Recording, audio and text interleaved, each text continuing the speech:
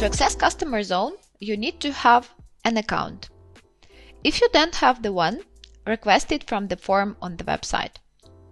To start work on the Customer Zone, log in to the system with your email. Check your email box, sometimes junk folder, for the invitation email, and follow the link to finish authentication with your telephone number.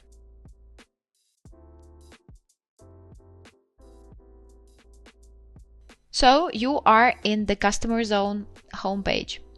If you're ready to start your discovery phase, press the Request Analysis button.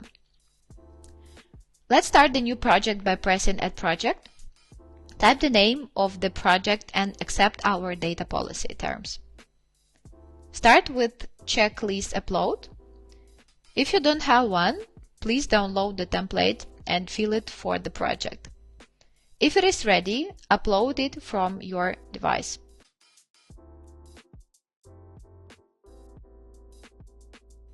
To help you to select the correct files for Discovery X-ray, we prepared guides for you.